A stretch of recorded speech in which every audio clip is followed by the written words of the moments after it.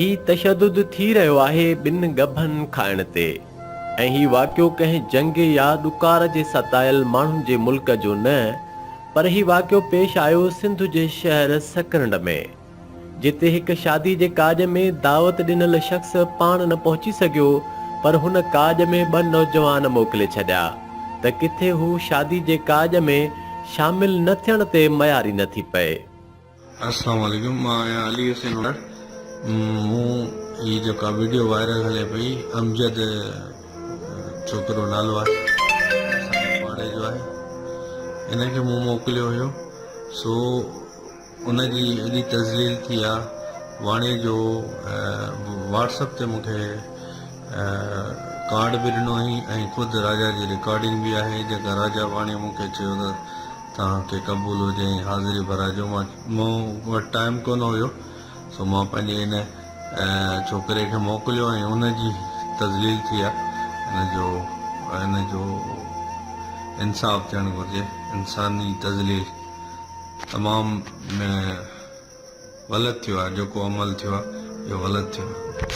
पर आसाइतन ऐं शादी हाल मालिकनि इंसानियत जा लीका लताड़ींदे ॿिनि सफ़ेद पोश नौजवाननि खे सख़्त तशद्दुद जो निशानो बनायो, पर गॾु वीडियो पिणु रिकॉर्ड करे वायरल कई।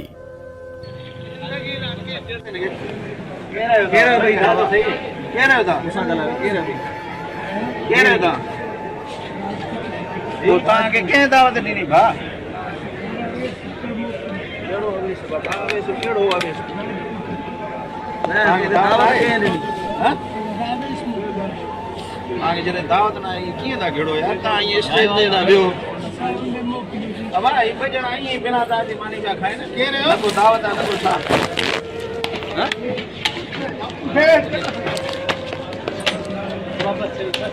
ए ता पानी ये पेसन चल चलायो कुत्ते आ पुट बस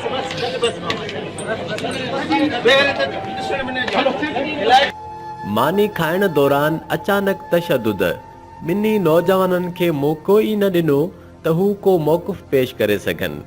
अस्सलाम वालेकुम। मूंखे त वालेकुम सलाम। केरु आहीं दा?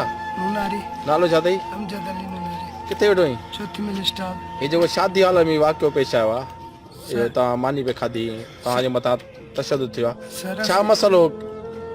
असीं वियासीं भत खाइण, वरी वापसी आयासीं, पोइ ते लिखियल आयासीं त असांखे ही फिरी आया। केरु फिरी आया? गार्ड मंज़ूर। हा ठीकु आहे। उहो गार्ड जी केरु हो, किथां आया? मूं चयो भत खाइण वलीअ सिन मोकिलियो आहे। जी केरु? उनड़ जी हा। असांखे वठि वठा धकनि में चंबा हर शइ करे छॾियऊं, वठि वठा हिन में सभु फिरी आया असांखे। हर पुछे ई कोन, मौक़ो ई कोन पिया ॾियनि पुछण जो। वायूं बताल थी वियो असांजो, किथां को किथां बि धकणे, को किथां धकणे। वरी ॿाहिरि निकिता तो गाॾी कढी, गाॾीअ जी चाबी कढी, उते बि चंबा पियो। फुफा टे पुट मसूद अली हो। ओ बि नूनारी आहे? जी हा, वो कॉलेज में पढ़ंदो आहे। अच्छा जी हा। पोइ तव्हां ॻोठ बि हलिया कंहिंखे दान ॾिनो? वीडियो तव्हां कंहिं भरी?